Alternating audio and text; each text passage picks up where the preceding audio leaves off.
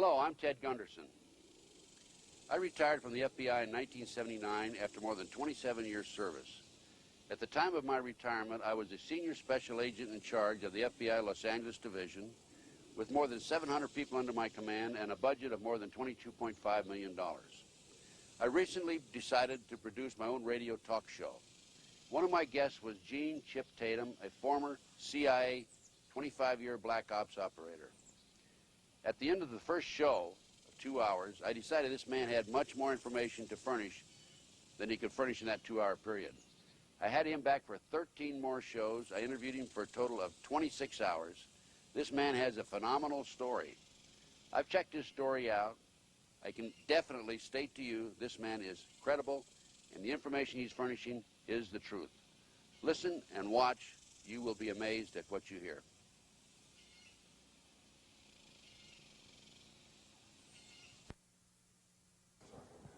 Hi, my name's Chip Tatum, and I'm an ex-intelligence officer for the United States government.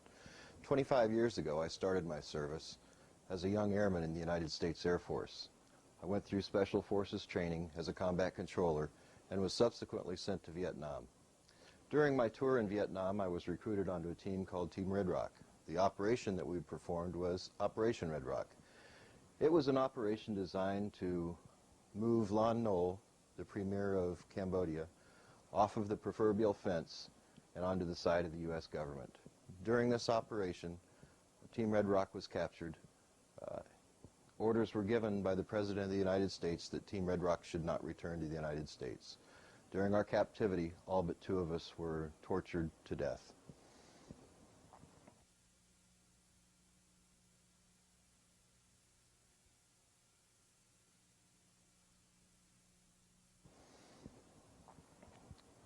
Following Operation Red Rock, I was debriefed by a man out of Saigon. This man came to Clark Air Force Base in the Philippines, where I was being held as a patient, and debriefed me. During the debriefing, he explained to me what happened while we were in captivity and explained the events leading up to the captivity. He explained to me that when Washington decided to order Operation Red Rock, the President ordered that no one can ever know.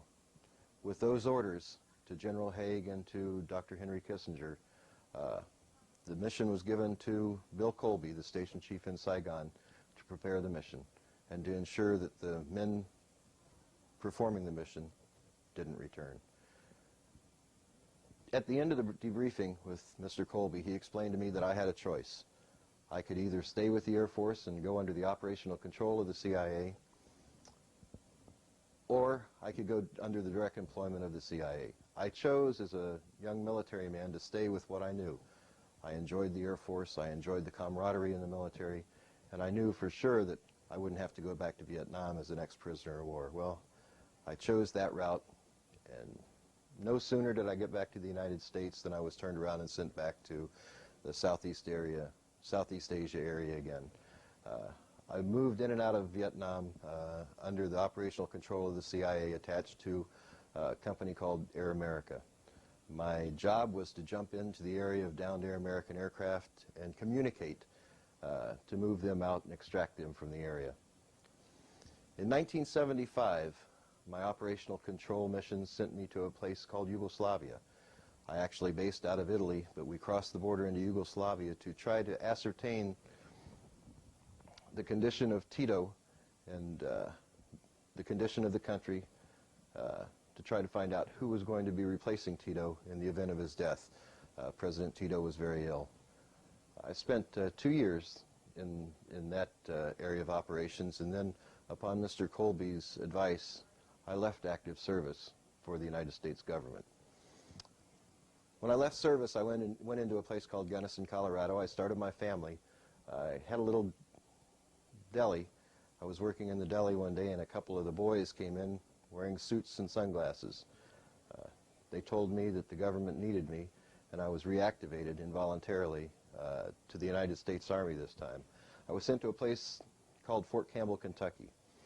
Fort Campbell was basing a new special operations unit The buildup of this unit was in response to our problem in the Iranian desert in the failed hostage rescue unit under the Carter administration.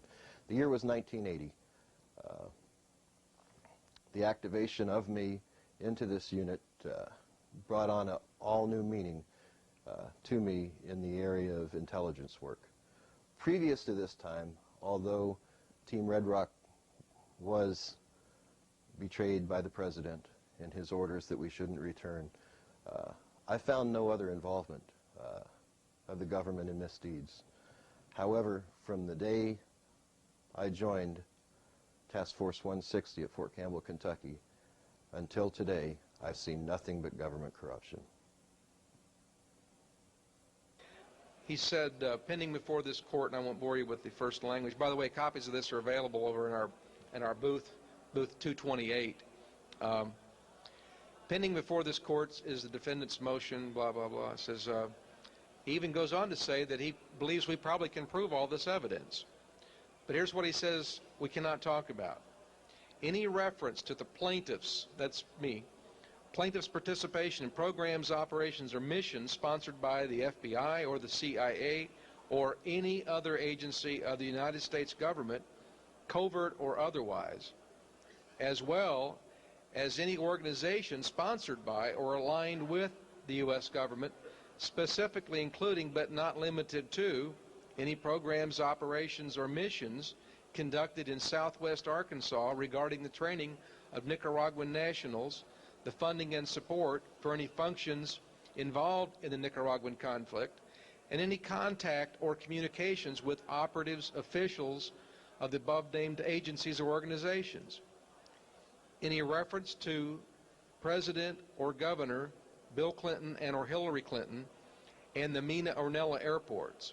Any references to Barry Seal and any alleged drug smuggling operation or other references to the Mina Ornella airports or to a business relationship of Barry Seal and Dan Lassiter, Lassiter and Company, and the Arkansas Development and Finance Authority, parenthesis, ADFA, ADFA, and ADFA's former director, Bob Nash.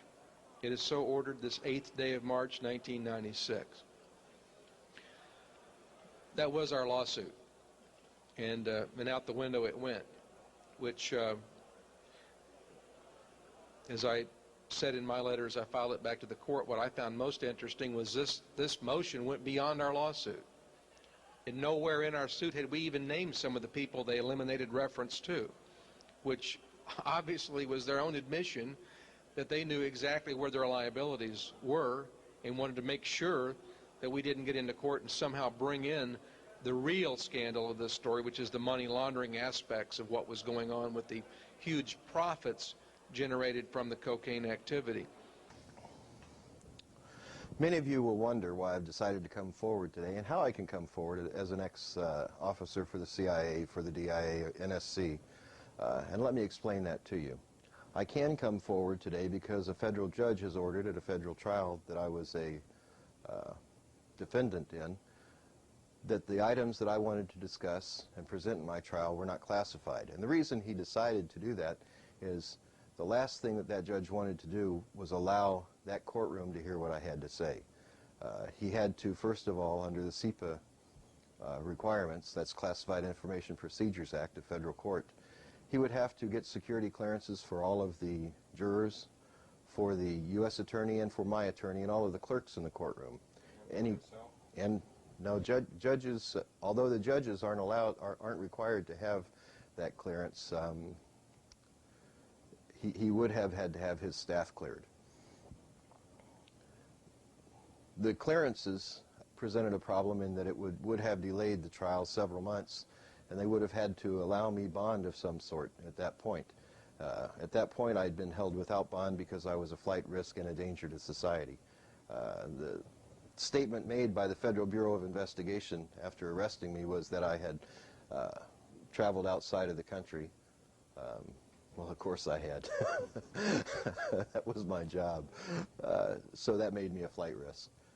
Even though my family lived here, I was still a flight risk. So I was held in prison. They can do that. They can do that for an undetermined amount of time in any federal case in the interest of justice. They can delay your speedy trial acts in the interest of justice and because the courts are backed up. So everyone needs to understand that the federal court system is a very one-sided system. It's interesting that during testimony by federal agents in the pretrial portion, in the bond portion, federal agent is allowed to lie on the stand and won't be held accountable for that lie. They won't be prosecuted because it's very difficult for the U.S. Attorney's Office to prosecute their purported prime persons that will provide testimony during the body of the trial. But you know, here's an interesting thing. And I'm only using if for the benefit of those who are uninformed about what's going on. If the CIA has actually been involved in smuggling drugs into the United States, as I know for the last 45 years they've been doing, how do you keep all these people quiet? Because it takes a lot of people. Well, the way we keep them quiet is working with the Justice Department, and anybody that threatens to expose any of this, we simply charge them with offense. Either we fabricate the charges or simply charge them for doing what we ordered them to do, and they end up in federal prison. Usually federal judges will cooperate, as I describe in my books, where federal judges will not let them bring in any of the CIA witnesses or won't let them produce the CIA, the documents showing that they were CIA, and they end up in prison. And this, I mean, there's hundreds of people that this has happened to.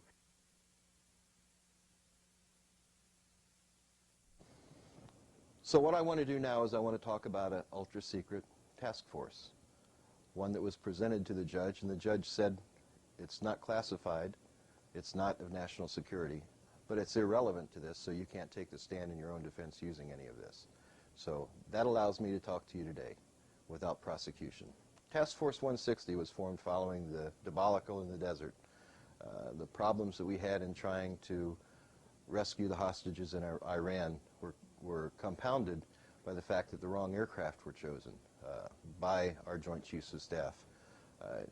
You have to understand that even in the military, when you get to the level of a Joint Chief, the Joint Chiefs, it's a very political position, and everyone's jockeying to have their own aircraft or their own personnel involved in something that they feel is a slam-dunk rescue effort.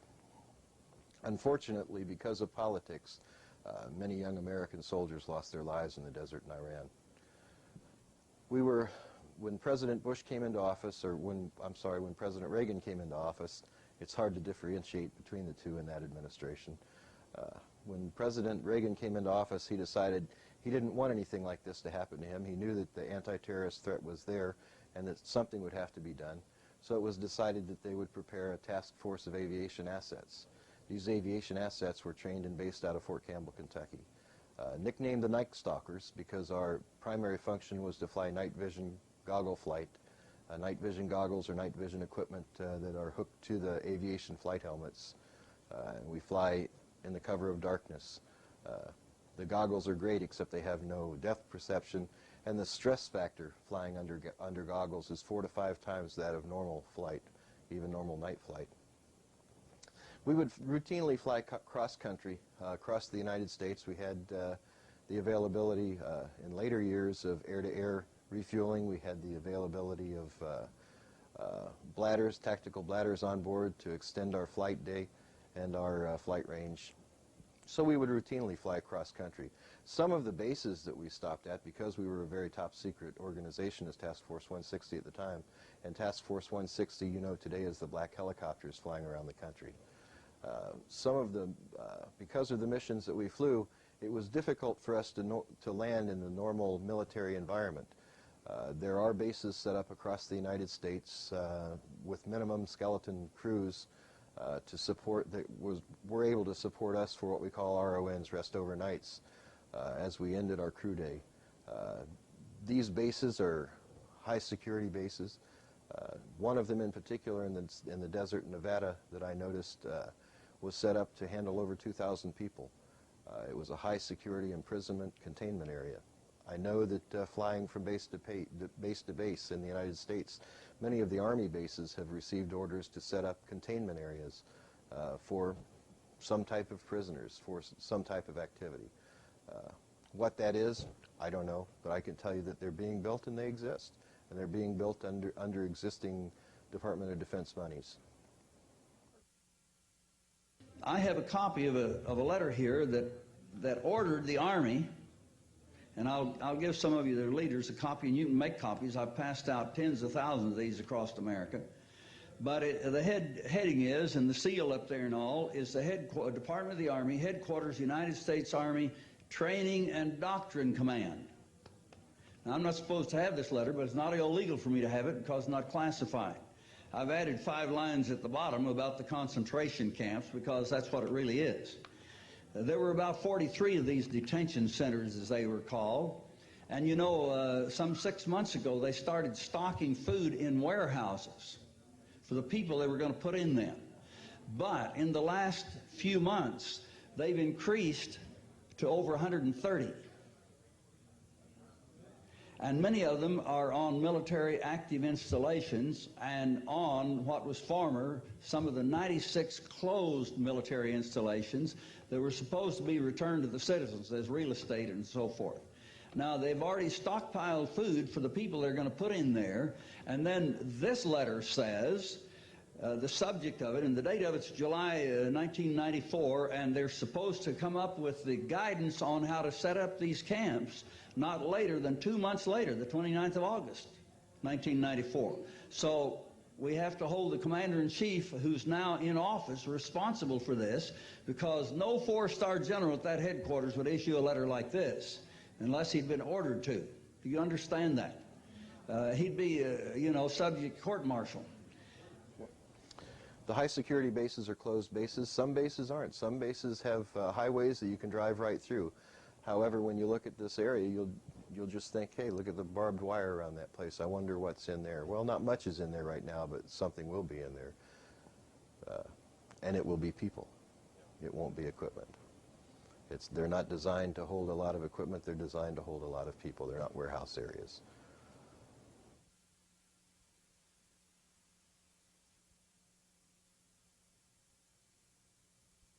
The primary mission of Task Force 160 was to support the anti-terrorism units such as Delta Force, the FBI Special Operation Group. We would provide aviation assets for those assets. On the military side, we would provide aviation assets for special operations, for the SEALs and so forth. However, direct orders and direct functions were controlled by the National Security Council.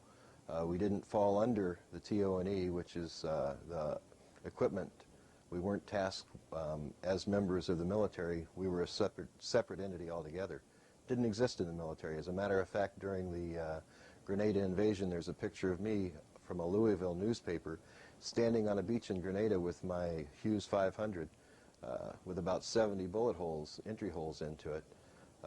I'd sustained 2 broken ribs during the attack, and nothing you will ever find will show that type of aircraft as being one of the aircraft on that invasion. Yet there's a picture of me not being there on the front of the newspaper. The particular reporter, Jim Malone, who's been trying to trace this and get the Air Force or the Army to own up to it, the Army still contends that doesn't exist. That didn't happen. Yet he's the man who was standing there talking to me on the beach, at the beachhead in Grenada.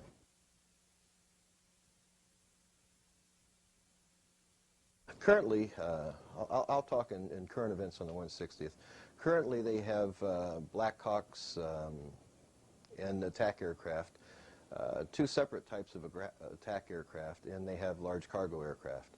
The attack aircraft are the MD instead of Hughes. McDonnell Douglas bought out the Hughes Corporation.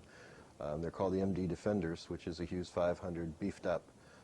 It's a utility model and it's an attack model, 2 separate models, each very dangerous in their own rights. The Black Hawks are utility aircraft, but they can carry armament and have long-range capabilities. And we have the Chinook aircraft, the Super Chinooks we call them, which are large troop and equipment carriers. All of them are very, very dark in color, and the matching paint identifies who they are, very, very dark in color. However, a very, very blackish green it would probably look black to the naked eye until you got right up next to it, and you would have to feel the tail of the aircraft to feel what name is on there is the United States Army.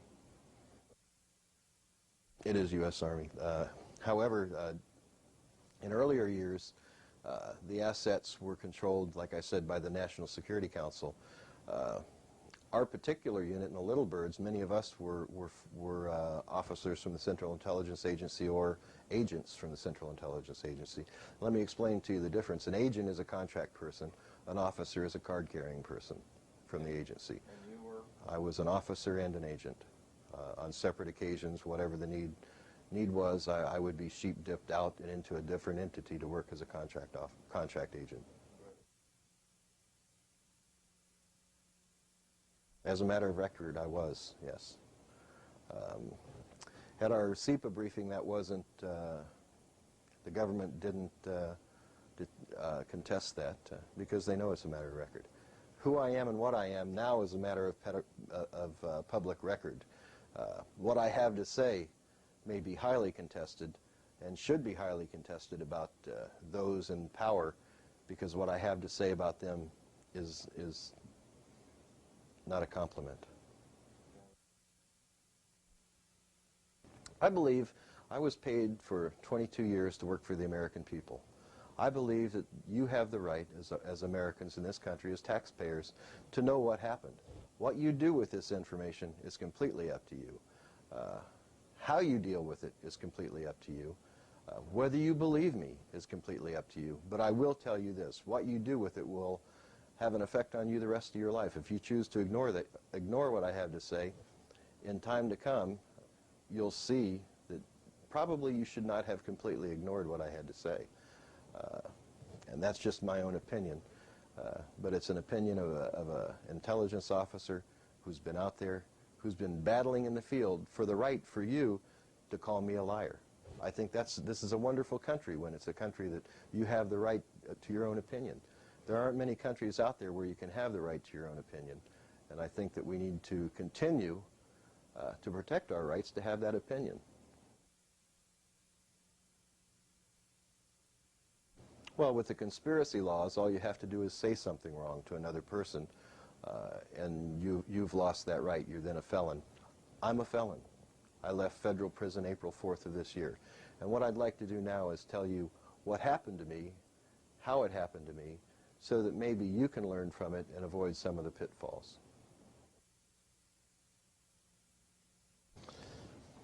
In 1985, I was tasked with infiltrating a unit at Fort Stewart, Georgia. The unit was a medevac unit. In the military, their taskings are made far in advance on who's going to support certain activities. The Nicaraguan Revolution was well underway. The Boland Act was in place, and the Boland Act did not allow for U.S. elements to support the revolution in Nicaragua. The only way the United States government could support those were in humanitarian efforts. So as a medevac helicopter pilot, I would be able to support whatever the intelligence needs were posing as that medevac helicopter pilot. So I was tasked to infiltrate the 3rd of the 498th Med Company in Fort Stewart, Georgia, who would soon be getting a tasking to go to Honduras. I soon found myself in a place called Pomarola, Honduras, with U.S. Army crew. I was the only intelligence officer on that crew. The crew consisted of 2 aircraft and 2 crews. I was the executive officer of that. We had a ranking military officer with us who was actually the officer in charge of the contingency. On February 26th, I was flying 2 pilots from Ilopango Air Base into the Contra camps. One of them in particular was El Paraiso.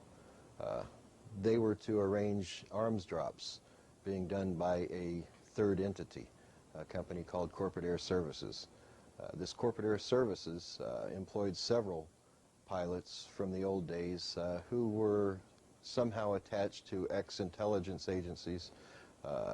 Some of them were even old Air America pilots. So you can imagine who might be the actual owner of Corporate Air Services. This was the group and part of the group that was owned by Ollie North's enterprise. You would find in 1986 these two pilots that I flew on February 26, 1985, were killed in a plane crash over Nicaragua. Eugene Hassenfuss survived that crash and was subsequently captured by the Nicaraguan government and sent back to the United States.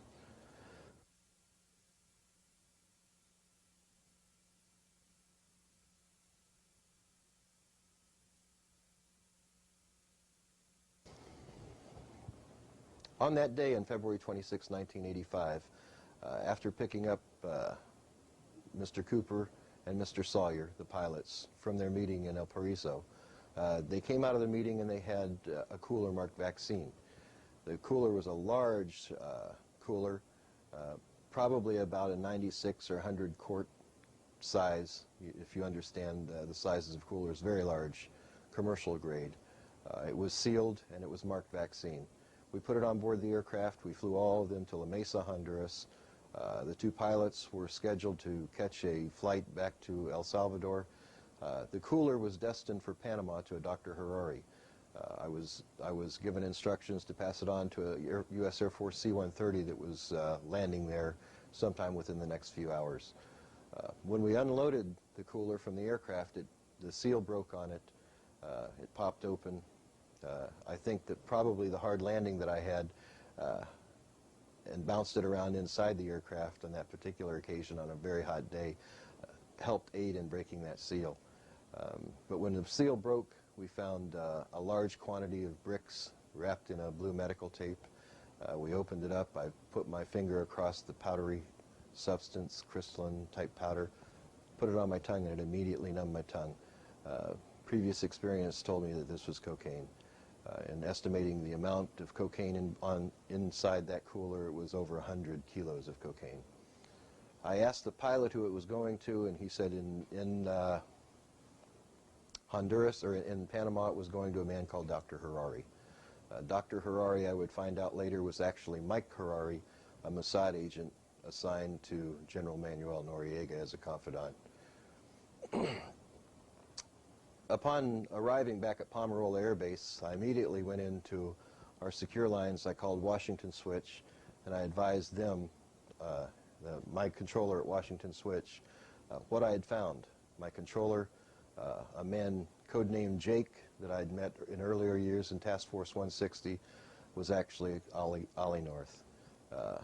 Mr. North told me that it was evidence that the Sandinistas were dealing in cocaine. The Contras had confiscated it during a battle from the Sandinista government, and it was destined for world courts, for the warehouses, and to be used as evidence in world courts against the Sandinista government.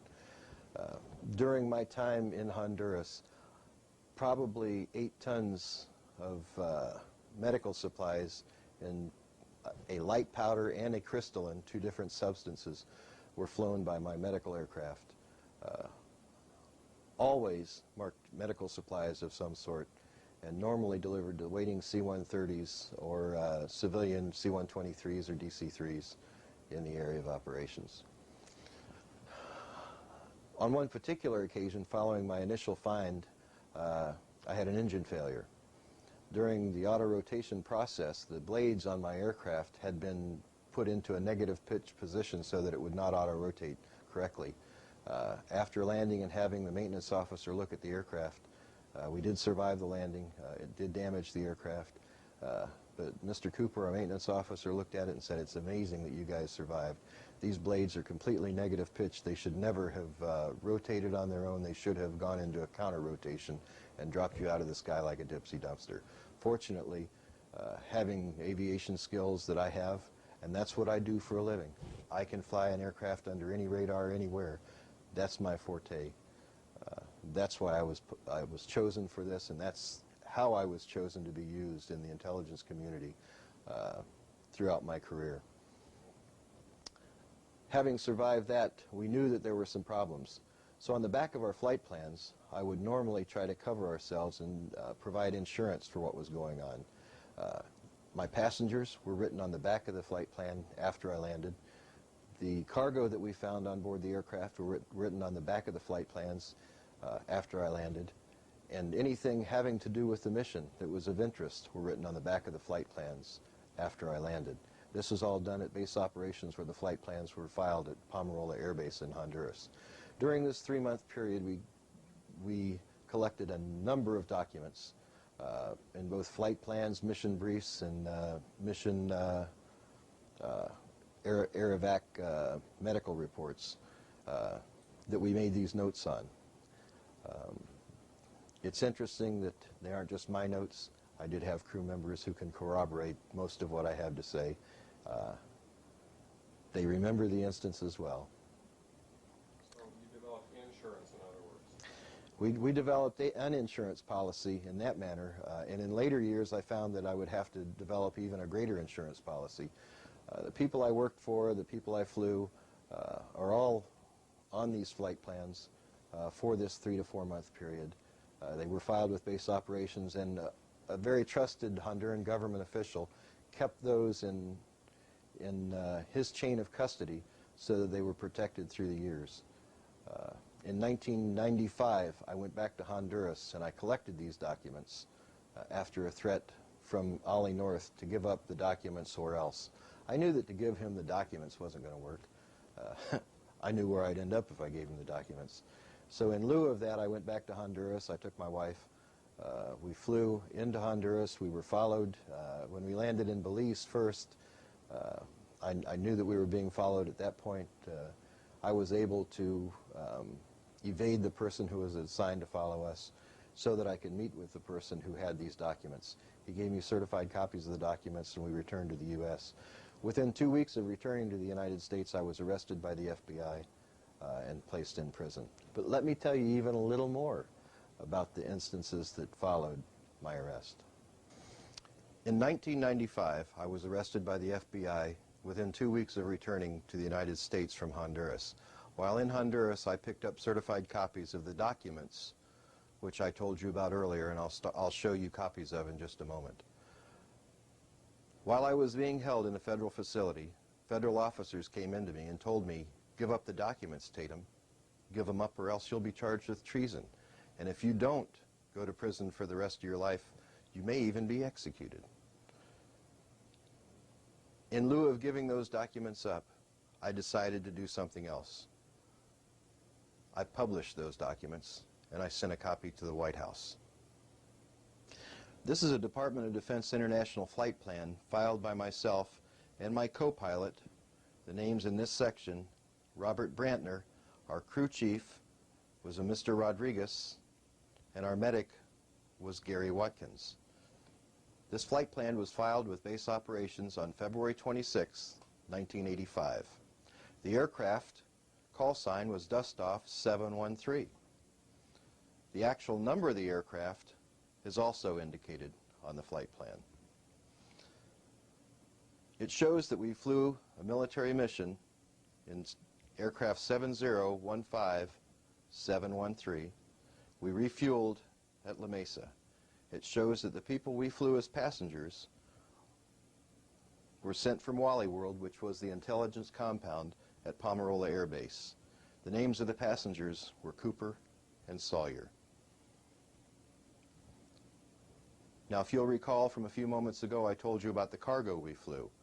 On the opposite side of this flight plan, we have the cargoes. As you can see, we were destined to transport vaccine to La Mesa. There was no one there to pick up the vaccine for 1 hour and 45 minutes. The note placed on it by me states that the vaccine popped open on landing while powdery substance, or a white powdery substance, advised Rodriguez via Lima Lima, suspected cocaine. Container was large white cooler similar to the ones I delivered to Arkansas in 1984.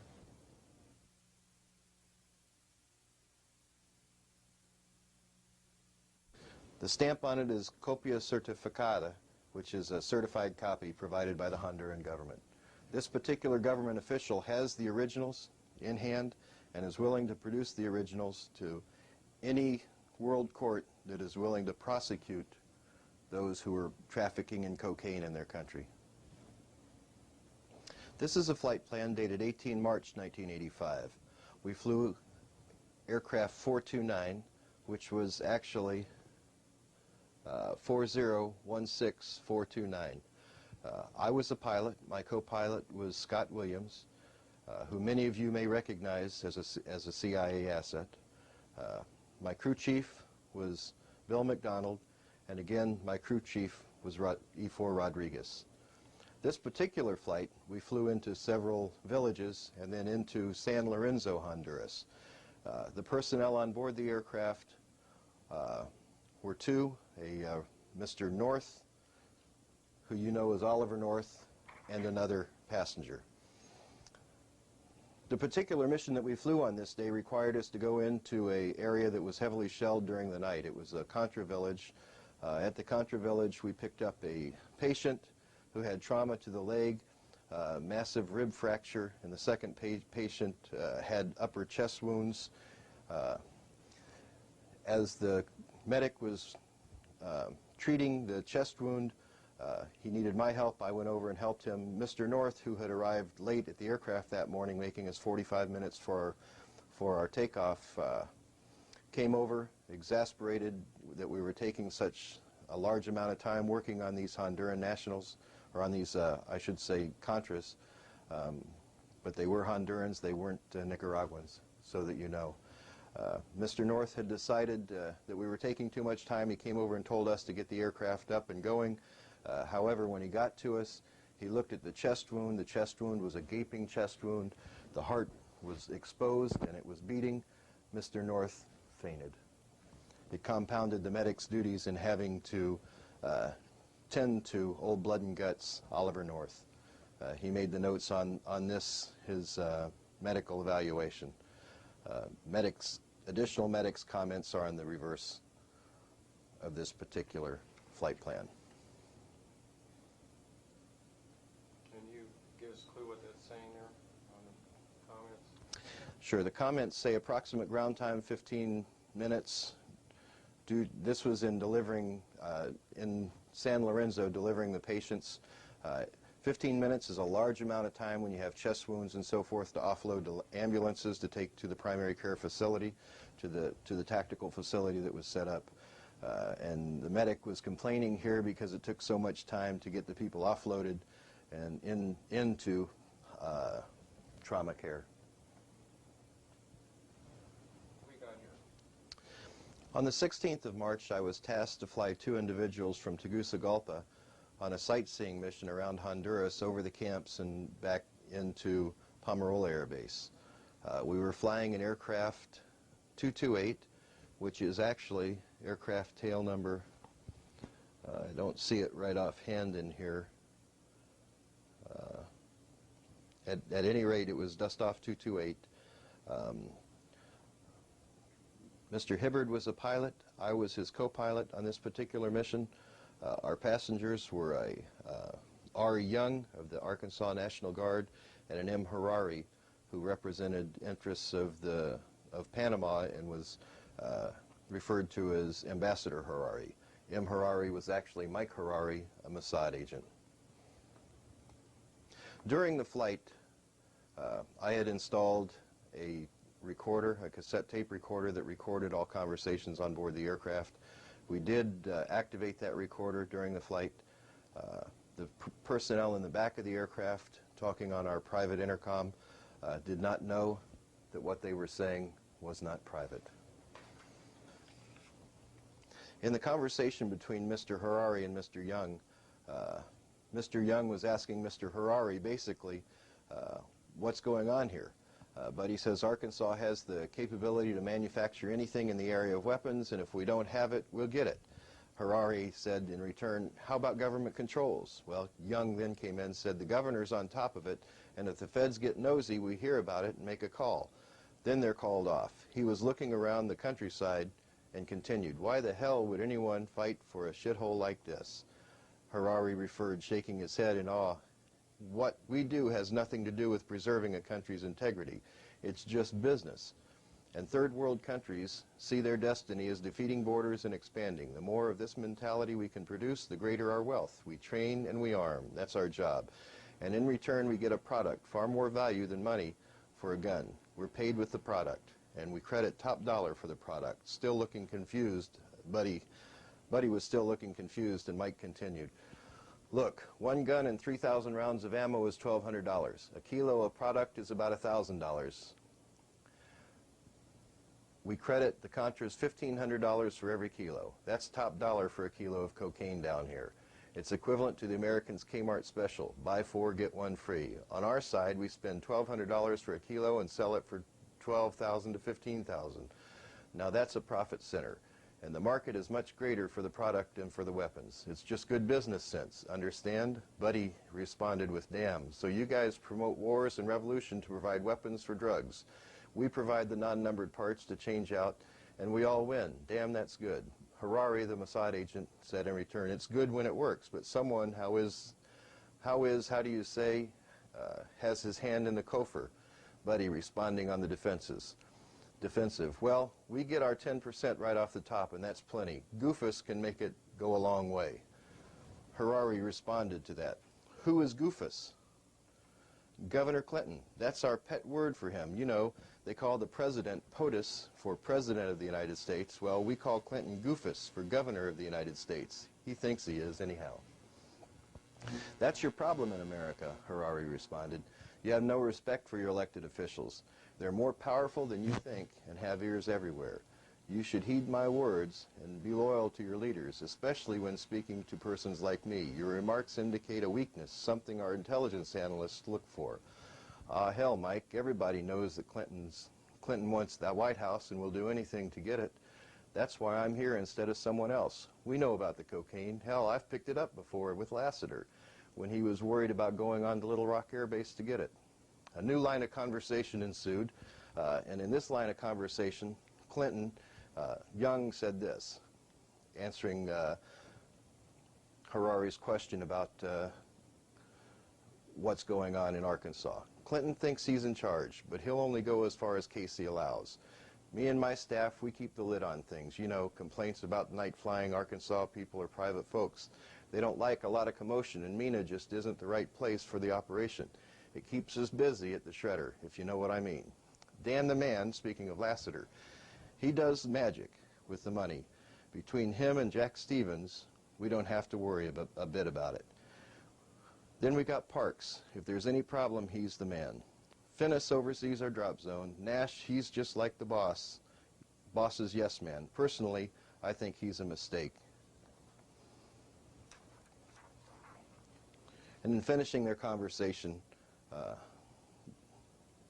he spoke of a man named Barry Seal. Buddy Young said, Seal and his guys, I like his attitude, and leave the driving to us, he said, quoting one of Seal's good old boys, saying, you like Seal? Mike asked. Buddy returned with, hell, he's the only one I trust. Respect is the word. Do you see much of him? Harari asked. Hell yeah, we test drive Clinton's rides before we send him on, you know. He laughed, grinding his hips, saying, how much coke do you reckon you can make in a week? Harari responded with, one camp can produce 400 keys a week. The others are about half that. But that's just our operation here. We have other sources in various parts of the world. Why do you ask? What? Oh, the governor wanted to know our capacity. Mike, who else is on the team? Well, hell, I forget who I told you about. Harari ran down the list from his memory. And then Young continued, oh, there's a manufacturer, these two, and the tape stopped at that point. That's a taped conversation between Mike Harari and Buddy Young. Buddy Young was the security chief for Governor Clinton of Arkansas. What are we looking at? This is a Department of Defense International Flight Plan filed on the 30th of March 1985 with operations at Pomerola Air Base. The flight was actually a day flight into La Mesa and then on into Tela, Honduras. We were delivering some people in for an overnight stay. That night I was tasked by Wally World, the intelligence arm of Pomerola Air Base, to pick up several passengers. These are the notes from those passengers that I picked up and flew that night under night vision goggle flight. I flew a man named North, a man named Rodriguez, a man named Dr. Gus, who was actual General Alvarez, and a man named Aminir, who was the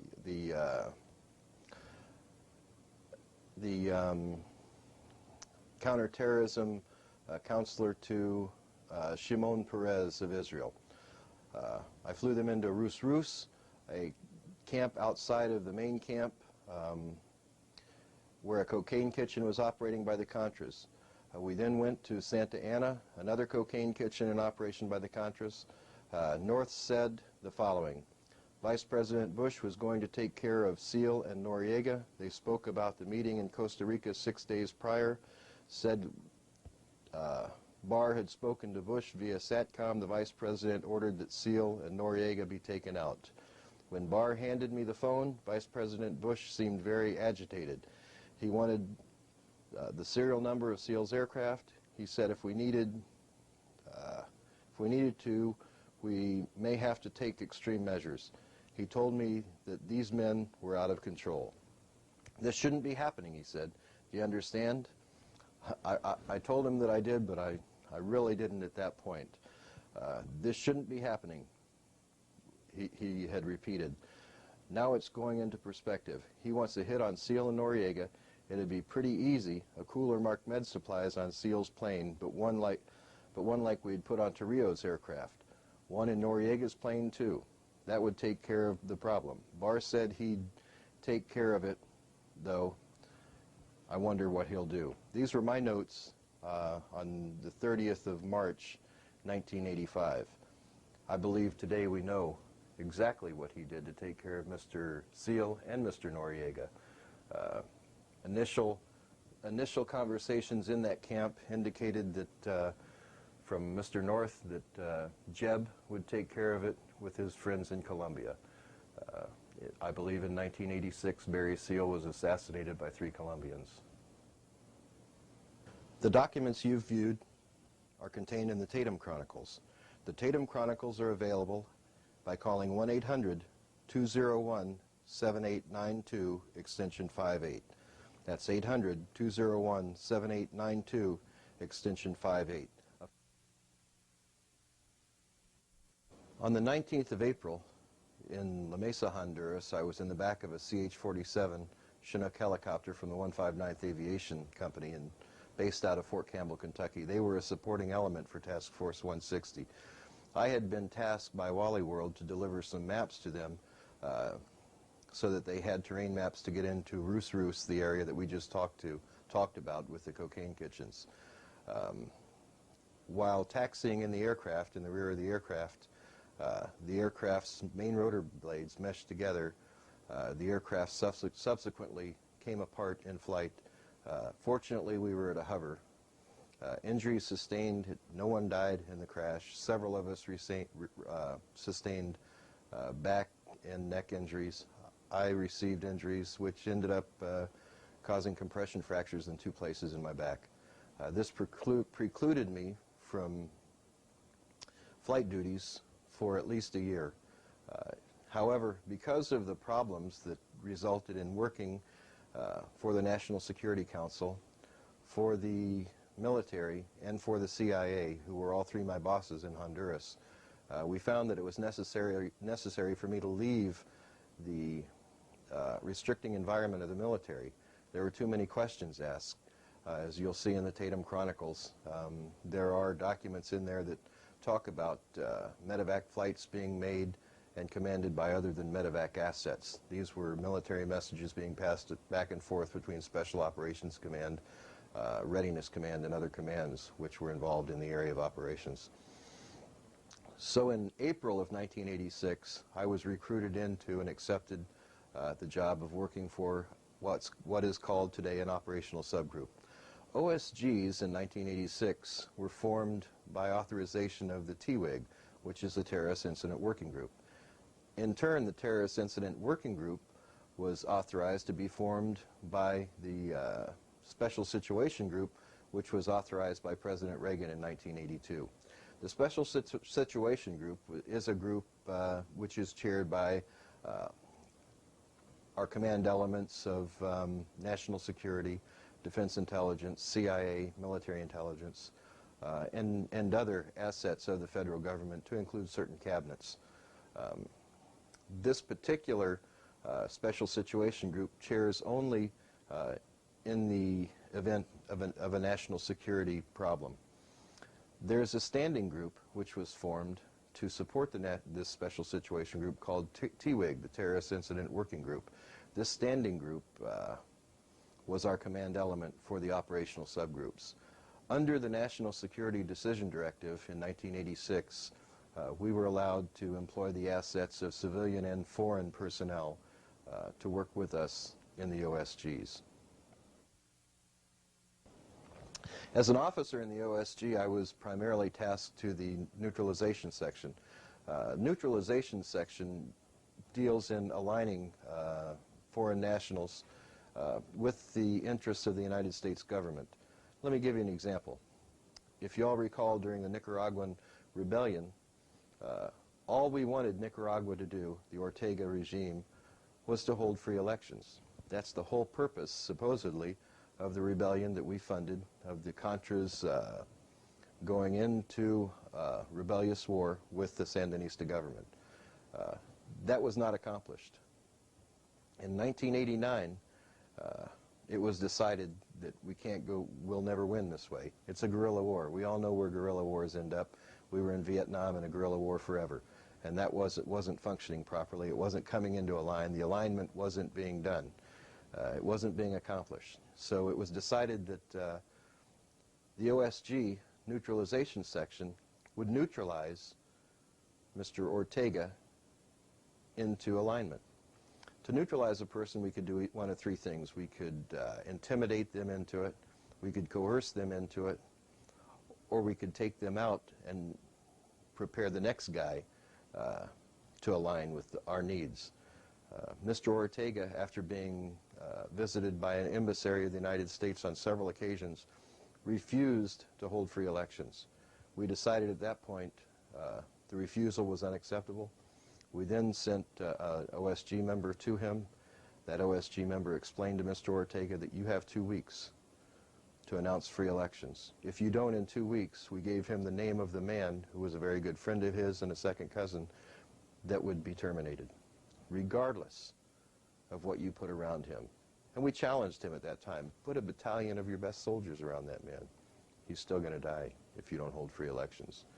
2 weeks later, his cousin died by missile fire. Within 2 weeks, Mr. Ortega announced the free elections for Nicaragua.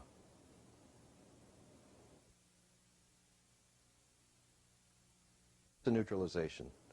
As I say, neutralization in that particular instance took form of a termination, which was actually a form of coercion, coercion or intimidation to align him.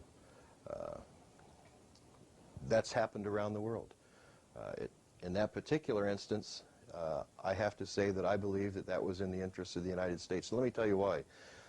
When we put defense satellites into orbit, the telemetry for many of our satellites didn't come out where we wanted them to come out. It came out in a little Central American country.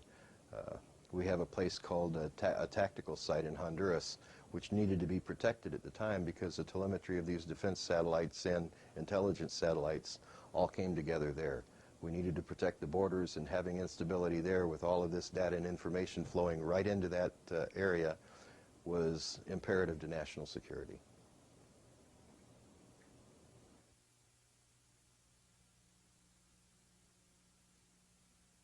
As the OSGs grew, so did our taskings.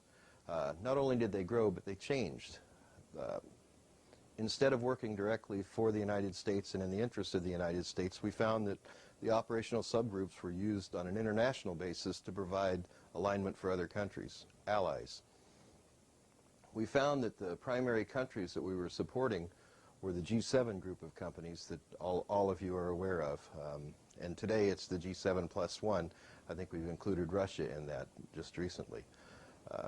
Any ranking official of these G7 countries could ask for tasking from us. We would recognize that tasking, we would evaluate the tasking, and we would provide support for that tasking, if not direct, indirect support for that tasking. However, any neutralizations that were performed through our section had to be performed by order of a U.S. official. That usually required, if it included intimidation or coercion, it was simply required by a ranking member of our National Security Council. If it went beyond that, it required the signature and authorization of the Executive Office of the United States.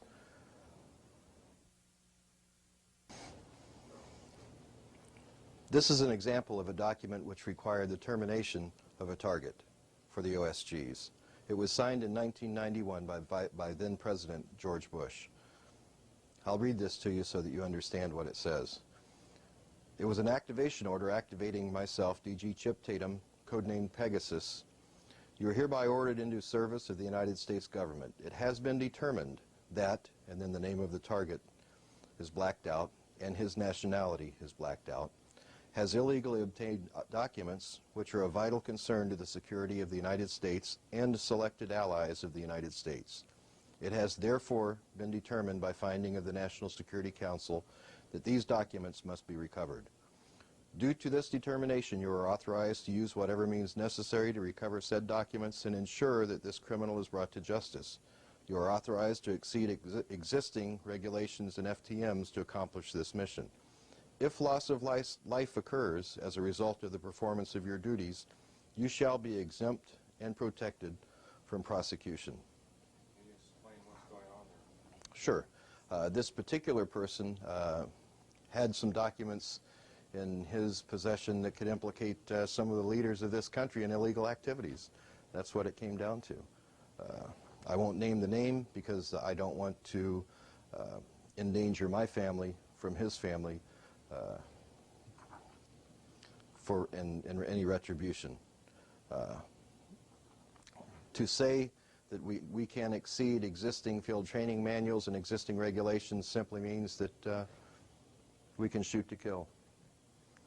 If I decide that I need to shoot to kill, the last paragraph that states that you shall be exempt from prosecution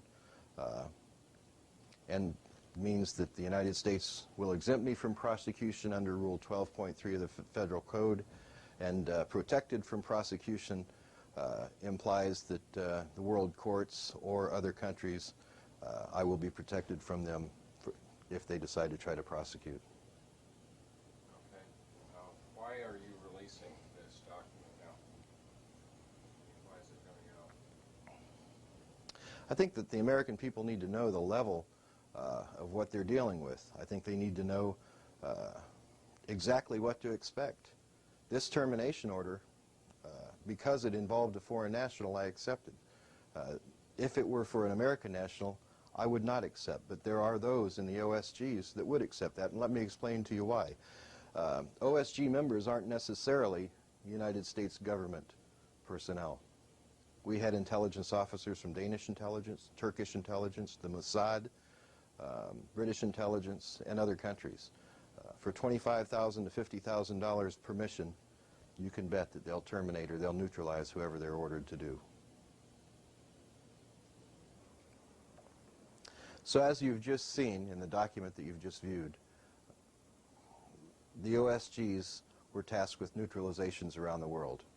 Who we neutralized became more and more bizarre as time went on. And I think it's important for you to understand a modus operandi, an MO, that I started noticing with Mr. Bush. When he ran for president in 1988, we received an order to neutralize, now this doesn't mean to assassinate, but to neutralize one person who was gaining favor in the voters' eyes. That man is Gary Hart. Because it was an American citizen, I refused to do it. However, there were others who did not refuse to do that. And now, as a matter of history, we all know what happened to Mr. Gary Hart. He was effectively neutralized by the OSG providing a woman and taping that rendezvous. It was then given to the media and pushed in the media. Had that happened today, the morality of America has changed to the point that I don't think anything would be done about it. But then it was still a vital issue to America. That's my opinion. You may not agree with that, but it's an opinion that's bolstered by an election that just happened.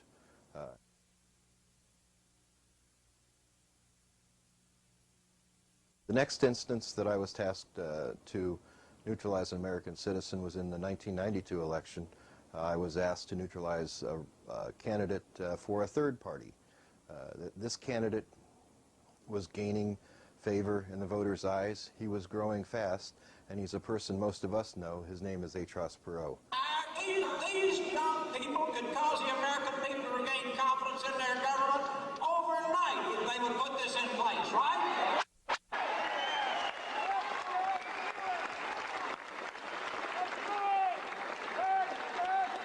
Everybody wants our movement to go away, right?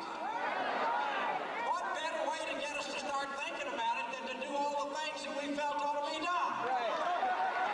Okay, now, God bless you both, and I'm dead serious. I'm going to give you a number where you can reach me 24 hours a day, and if anybody starts to pull your chain, you tell them they better be in a deep bunker when we get there.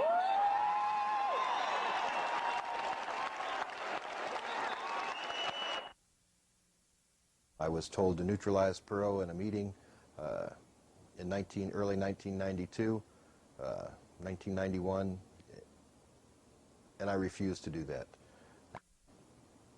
I told them at that time that I would not, and I'm tired of it, and I gave them a copy of a tape of documents that we had made through the years. When I say we, it's myself and several other intelligence officers. We call this our insurance policy. Those documents were given to my handler at the time. He was instructed to pass it on to Mr. Bush, who had given the order for Mr. Perot's neutralization. No, I don't think so. Had I been tasked with it, I simply would have intimidated him into not running for office. And I believe historically, if we're looking at what happened, that intimidation did take place. I did cause word to be given to him during that election that there was going to be a neutralization attempted and that he needed to be aware of it. He announced, I believe, early in the running that there was threats of blackmail made against him, something to do with his daughter, and he decided to drop out of the running. But then in, I believe, August or September of the election year, he jumped back into the running. I had told a good friend who was working out of Tampa, Florida for the government, and it is my information from him that it was at Saddlebrook Resort in Tampa, Florida, that Mr. Perot was told of the neutralization order. And this information came from you? This information did come from me to this federal officer.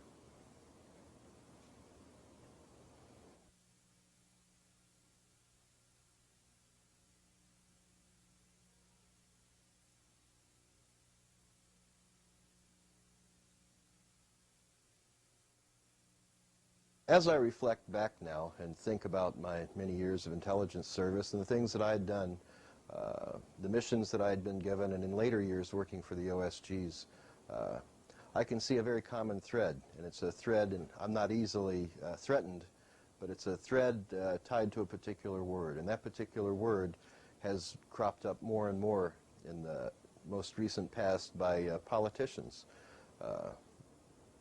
There was a politician, a senator,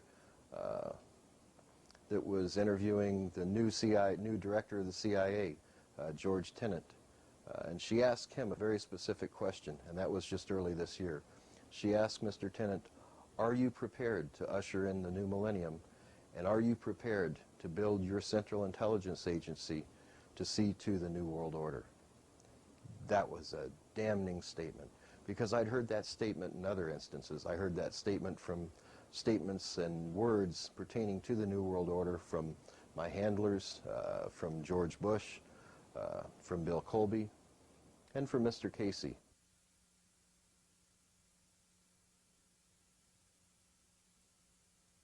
George Bush was one of the highest up that I'm aware of, if not the highest up that I was ever exposed to during the course of my White House Pentagon level mind control victimization.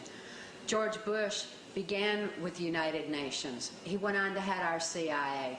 And then by everything that I witnessed and experienced, it was George Bush who was in control of our country through 3 administrations, because Ronald Reagan answers to George Bush. Then George Bush was in office himself. And after that, Bill Clinton went into office.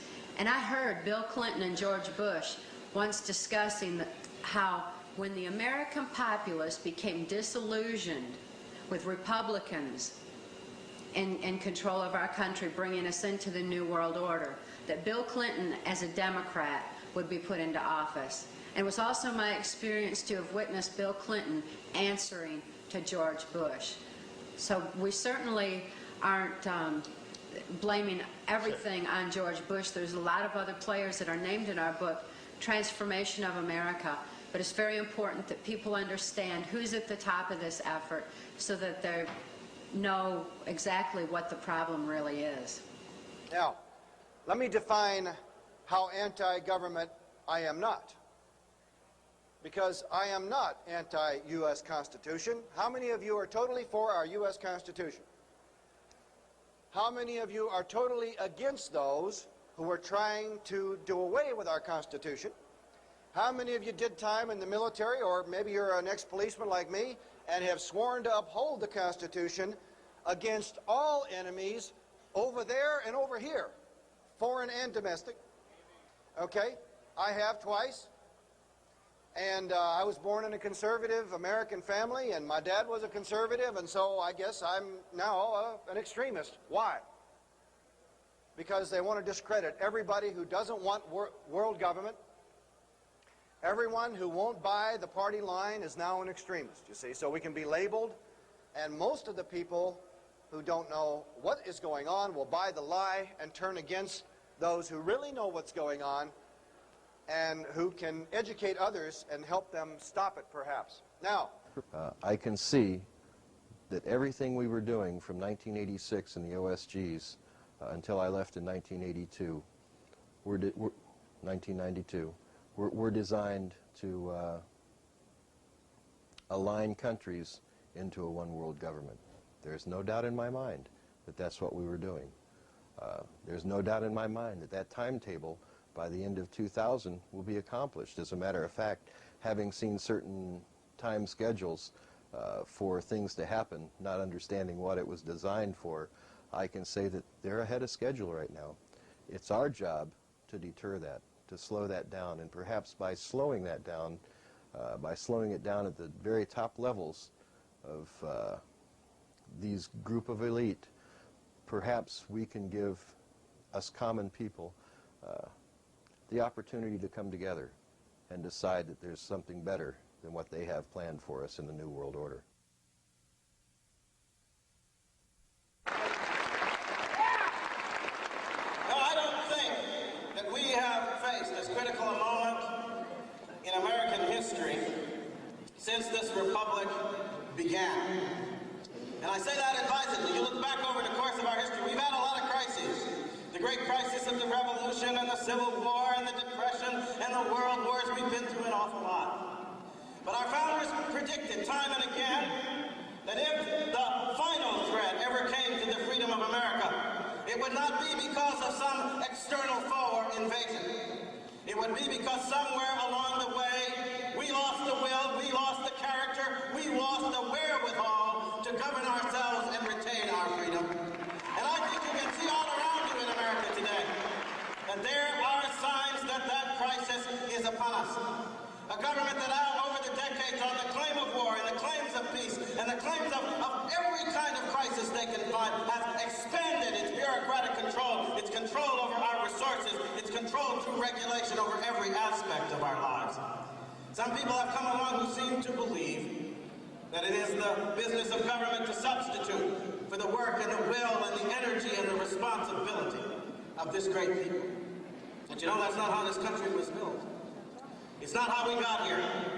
It is not how we sustained its liberty during the 19th century or moved it to a position of world leadership in the 20th century. I do not believe that the challenge of politics in America is about the confidence we can have in our rulers. I believe it is about the confidence we must have in ourselves. And if we are willing once again, to assert that true confidence, then I think that we can put this country back on its path toward glory. Pyramids. At the peak of the pyramid, you've got a tiny, tiny few people who know everything there is to know about that organization. They know its real agenda, its real motivation, where it's really seeking to go. The further you come down from that pyramid peak in any organization, you're meeting more and more and more people who know less and less and less about what that organization's agenda really is. They only know their part in it. They call it compartmentalization. I always also call it the mushroom approach. Keep them in the dark and feed them bullshit. Through this pyramid system, well into the 90% of people who are daily in their jobs in this city and other cities around the world, who are daily pushing this world towards more and more centralization of power on a global level, either don't realize they're doing it because they don't see the big pattern, or they don't realize the implications of what they're doing.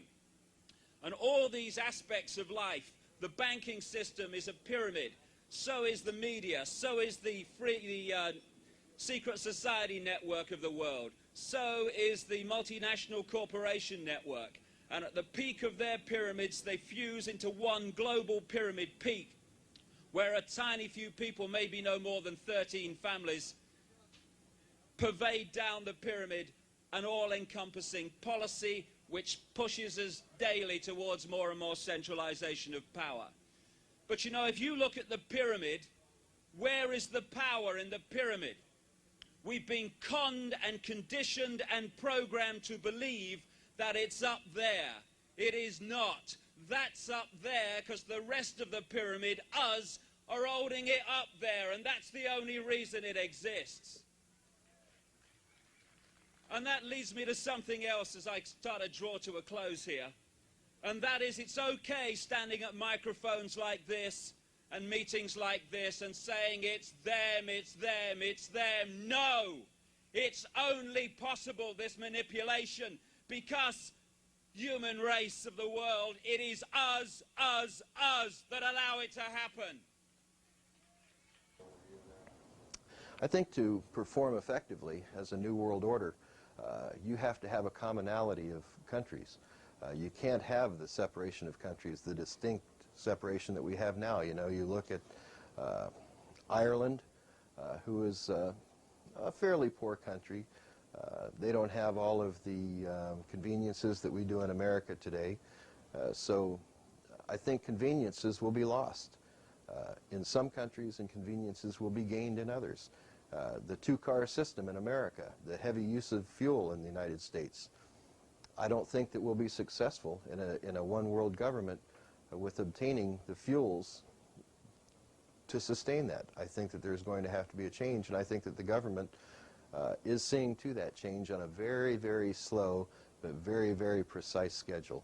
I think that the way that they will do this is they will slowly, and very slowly, but very precisely, enact little pieces of legislation, sometimes on an international basis under environmental laws, sometimes under state legislation, sometimes under federal legislation. But I think you'll see these little tags that are put on legislation will affect us for the rest of our lives. So, ladies and gentlemen, let me make a long story short. I think in reference to the subject of wetlands, drugs, guns, the environment, the FAA, FCC, atomic energy, which we haven't discussed, a variety of other matters. Uncle Sam, being an international power and having the authority to ratify and adopt treaties, has done so regarding these various subject matters. And when, in reference to some of these laws, that happens, it is quite often that Uncle Sam will come along and make a crime. You know, there are cases out there that have never been reversed where the United States Supreme Court says, gee, Congress does not possess the police power. If it doesn't have the police power, why are we having police powers being exercised? You can bet your bottom dollar that constitutionally, a lot of these crimes could fit where? Within the Constitution. Offenses against the laws of nations.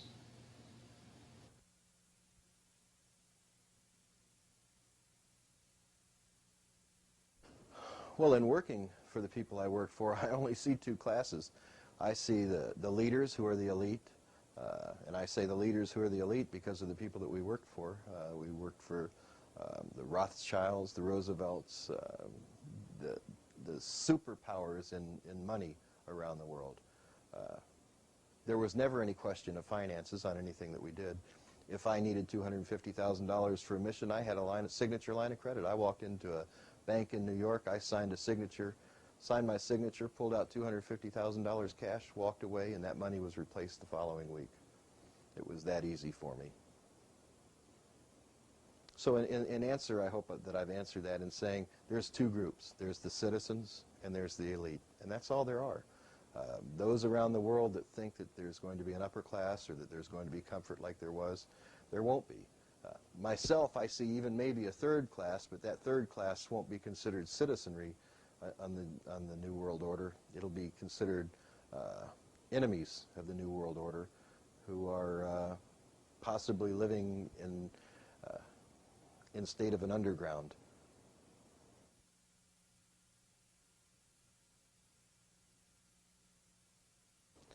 I think in summing up what I'd like to say to all of you who listen to this video and in the media, I'd like to ask one question. Is anybody there?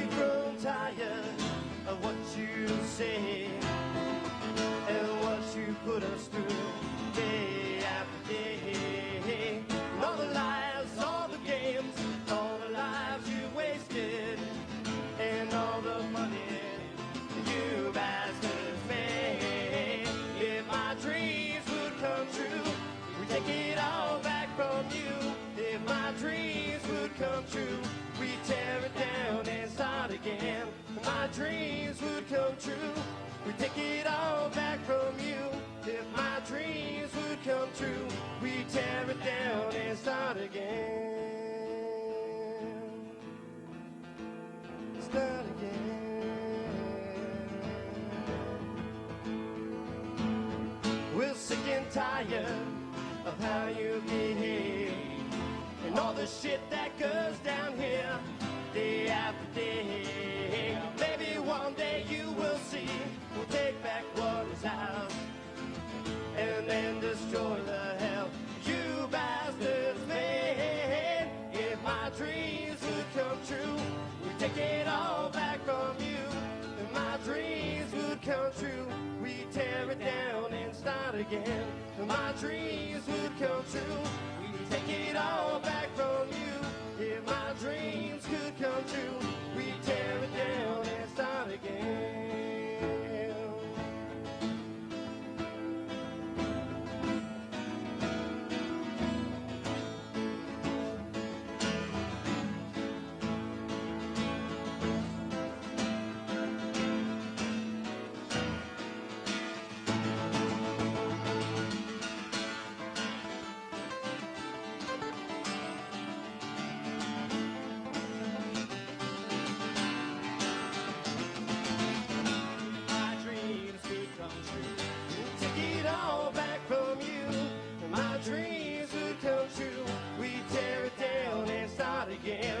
My dreams would come true. We take it all back from you. And my dreams would come true. We tear it down and start again. My dreams could come true. They'll be taking it all back from you. My dreams could come true. You'll be so lonely when you die. My dreams could come true. You can't all back spending night. My dreams could come true. You will be so lonely when you die. Thank you. Bless America.